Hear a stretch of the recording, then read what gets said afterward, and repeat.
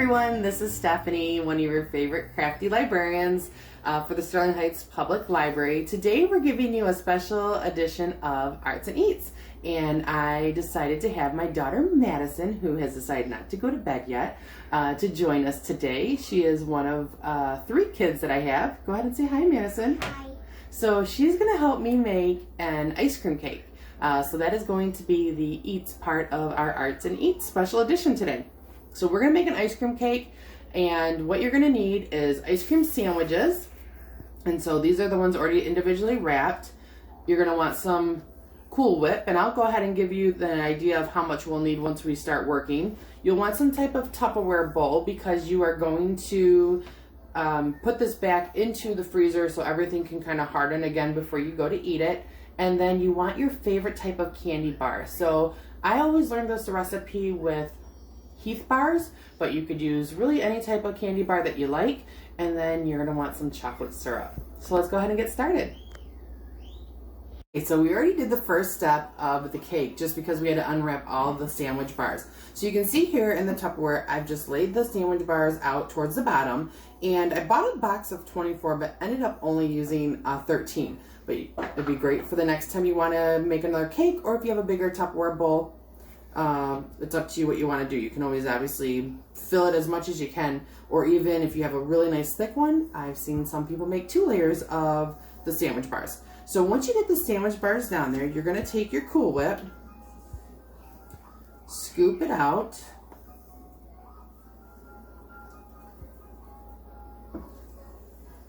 make sure to get all of that out of there, and then you want to go ahead and smooth it over the sandwich bar. So Madison, go ahead and start smoothing it over the sandwich.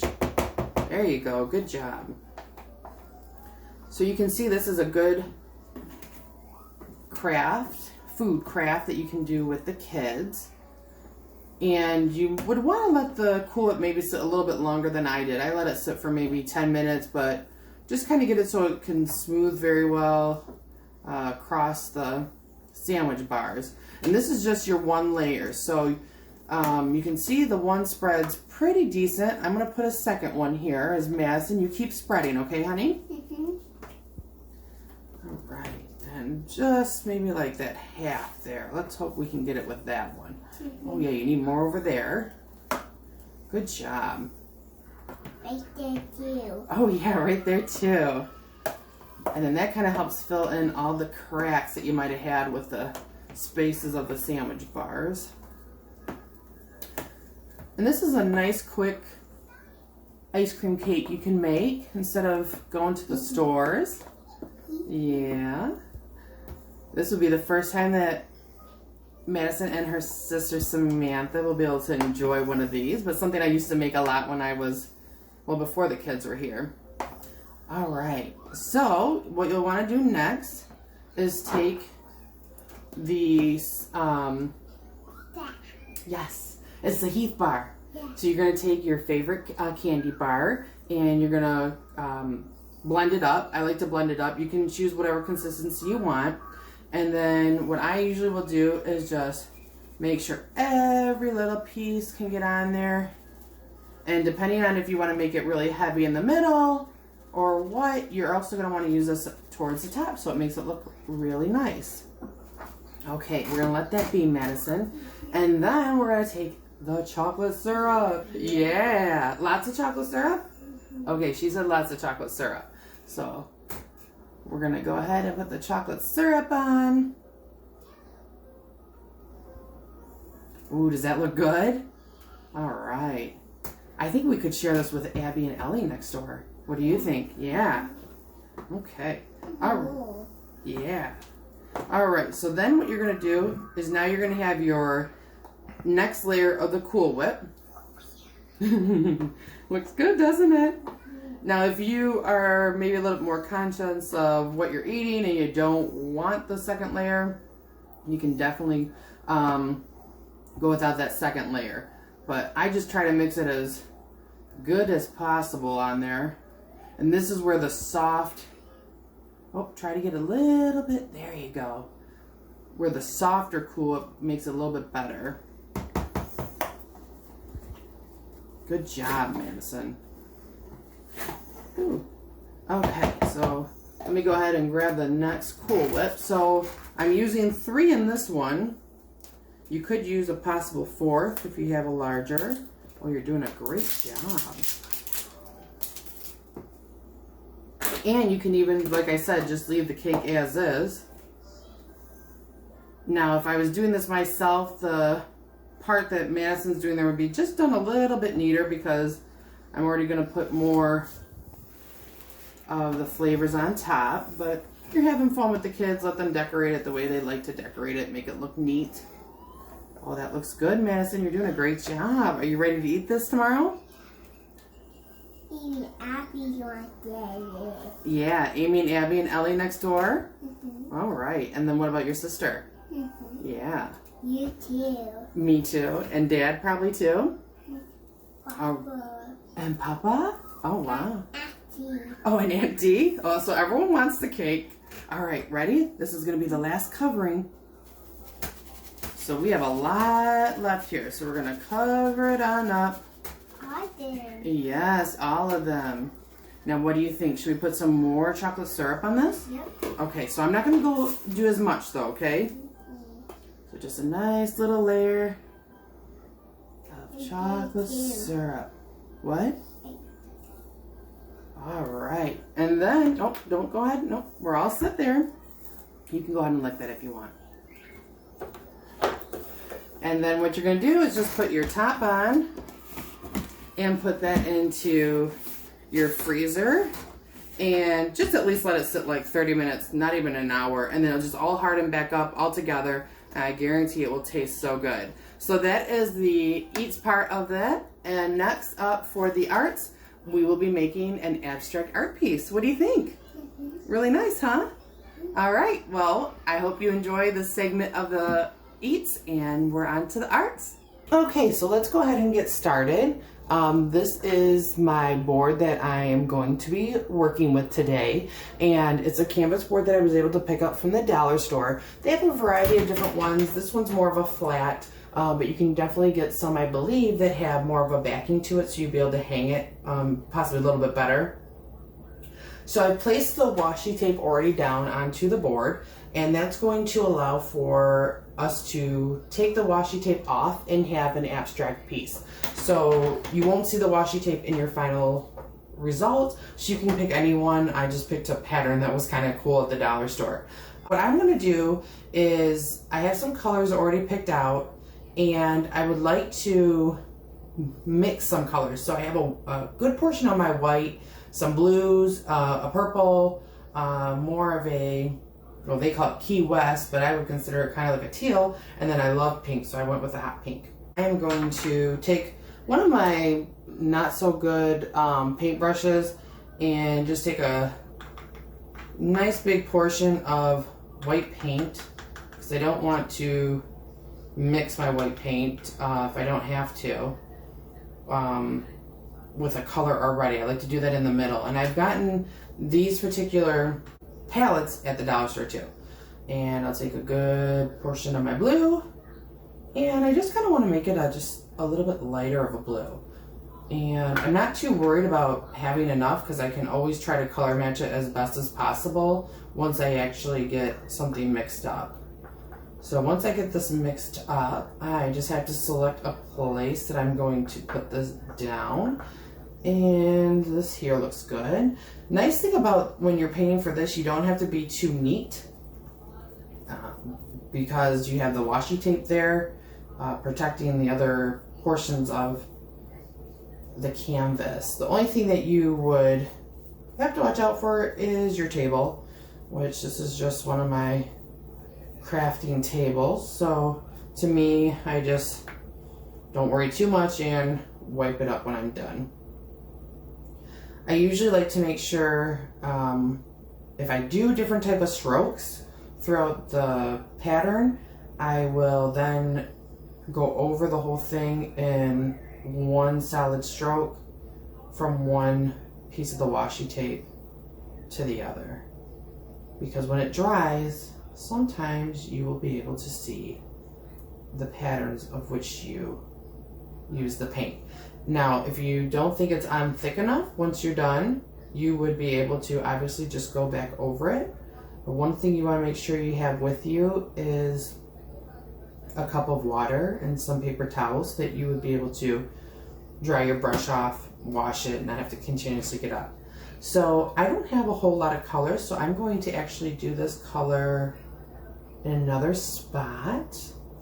I think I'm going to take this spot up here. And what I'm going to do in some of the smaller spots I have is glitter. So if you have some glitter laying around or you want to get some from the store, the dollar store does obviously carry that as well. I will warn you that since the stay-at-home order, when it was going on, the dollar store completely ran out of these new paints that they got, which is what I'm using right now. It's called the Crafter Square. They're acrylic paints, and they're considered their premium paints. And I will say they are actually pretty nice. And they did say they were going to get more back, but I don't know, how soon they're going to get it back. So look for those. Like I said, they're from the dollar store, so they're only $1. They actually are quite nice, and they look like they're going to last me quite a bit. They come in a nice size portion for $1. It looks like 3 ounces. Some are 2 ounces, so it just depends on what color you get. All right. So I'm pretty happy with the way that looks right now. And just go back over it. Okay, perfect. All right, so that portion of blue is done. So I'm going to just wash my brush off here.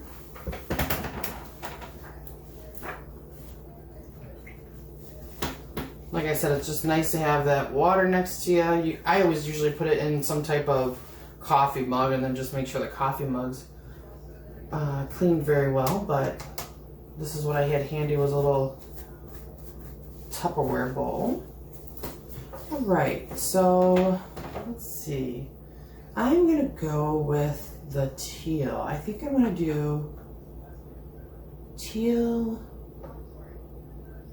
in this spot here.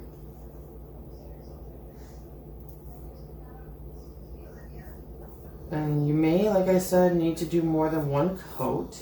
So usually what I like to do is let the coat dry a little bit before I worry about what it looks like. And then make sure, like, if it has some white spots in it or some spots that aren't covered as well, then I go back over them and complete the look. This is a great project that you actually could do with the kids too. So if you have kids, what I've actually done before when my twins were, oh geez, I think they weren't even a year old. I put some tape down on a canvas and then put a bunch of paint inside a Ziploc bag and put the canvas obviously inside the Ziploc bag, and then had them squish around the paint on the outside. And they did that for Mother's Day for my mother and mother-in-law, so it said grandma on there, and I thought that was a really cute idea. So if you have little kids, real little kids, that's an option. And if you have older kids, this is still a great project that could be for really anyone. Maybe a belated Father's Day or belated Mother's Day for maybe grandma or for yourself.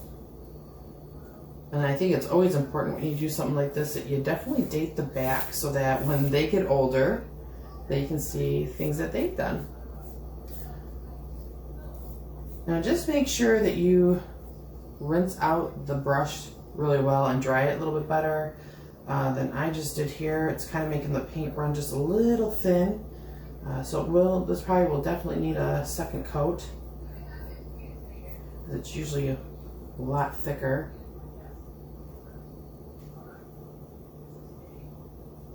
But I always try to do these videos unedited, so I feel like sometimes I try to work in a faster pace than what I would do if I was wanting to edit or do this just for fun. So I never expect your videos to go quite as quick as the instructions that I've showed you, but nevertheless, you definitely can obviously get it done in the same time frame. You're probably looking at about, without dry time, oh, I don't know, 10-15 minutes. Probably more closer to 15 minutes. You will need, for the glitter, some Mod Podge, and what's nice about the one I have is it already has sparkles in it. But I will be obviously putting some sparkles over it. Okay, so this is good for right now. I will have to go back over this one more than likely. And then the next one, I think I'm gonna do purple, because that's my last spot, because I'm using the last two for glitter. If you don't like glitter, you definitely can just pick some different colors to go with it. I'm going to use a silver and pink glitter. It's been a while since I bought some really nice Joann's glitter. I think it was like $5 for a little tube of glitter. All right, let's see here. I'm actually, since I'm gonna end this, is take my purple and go right into the white. And I can always do some more if I need to do the blue again, if I have to go over it. There does look like there's a few spots. But for the purpose of the video, I'm going to show you how it can be done and maybe take care of a few corrections afterwards. So as you can see, the paint I'm using here is both of the dollar store premium paints. I just really like this paint. I feel like for $1, you're really getting your like a good paint. The only thing is, like I said, they sold out extremely quick. I went in a couple days before Mother's Day, and I think I went back on Mother's Day, and it was gone. So just like I said, kind of keep your eye out, especially if you live by a few of them where you could travel to a couple different ones and see if they have anything there. All right, so I am actually quite pleased with how that looks. So what I do with Mod Podge is I never use a good brush for that. I just am particular with the fact that if I have a good brush and then I use the Mod Podge on it, it's a little bit harder to get that off and make sure it's not all crusty and all of that. So if you have a brush that you can use that is just not as nice, or if you have, like, you know, old brushes that you want to use, I would go with that. Sometimes you can even get a brush already in there. I haven't seen one like that in a while. Poked it. But I'm just going to quickly make sure I get all spots. You definitely want to make sure that you cover it well, because that's how your glitter is going on. And if I would have thought about it, even though this is my craft table, I probably would have covered it so that I wouldn't have glitter everywhere. But that is why I make the videos and give you guys the tips along with it when I think of it. Okay, so there is one. I am going to do this one in silver. Whoop. Now my suggestion to you is you can do a couple different things. You can wait for the paint around it to be dry if you're worried about getting it into other parts of it, or just be a little bit more careful when you're doing this and not get it into the other colors. You can see I'm kind of patting some of this down. Pretty heavy layer. Try to get it spread out. You don't want to pat it too hard though, because what you can do is actually kind of get it all clumped up in there, and it just doesn't look as well. Alright, so the next one would be the glitter over on this side. Again, I'm just using the same Mod Podge brush. There's no reason to have to change that because it shouldn't be using any type of color. I have sometimes done the glitter in a background color, just in case some of it doesn't stick well. You definitely don't need to do that.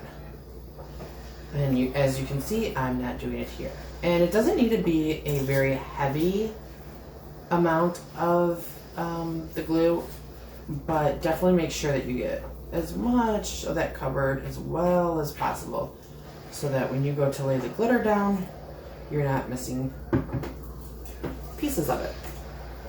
Okay, let's see. Yep, it's getting somewhat dry there. Okay, so I'm going to do the pink.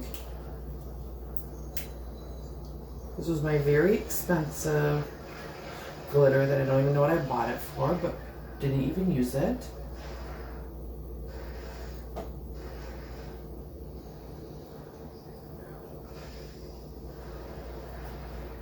Now, well, sometimes you always have to hit glitter off. I am definitely going to recommend that you wait to do that until your paint is completely dry. Because if you go to knock this glitter off, it is definitely going everywhere.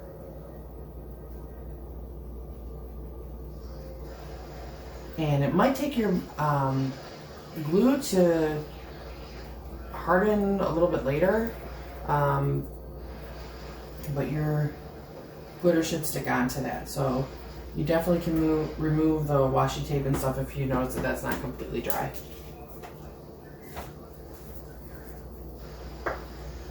All right, so I'm looking at it. I actually think that a lot of it is dry. Let's see. Yeah, the blue's dry.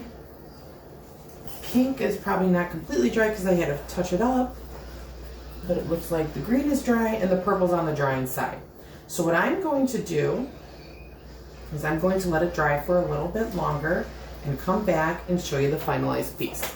All right, so I've gone ahead and pulled off the washi tape, and you can see here, this is my abstract piece, and I think it looks pretty good. Let it dry a little bit longer just so that the paint would look a little bit better, and I didn't do any touch-ups, but you definitely can see some spots that you, if you do have some of this looking like this, could touch it up before you pull off the tape. And I hope you enjoyed this craft. Very easy to do, and it will be in one of our July to go craft kits. So be on the lookout for that. And again, I hope you enjoyed, and I hope you have a great day. Thank you.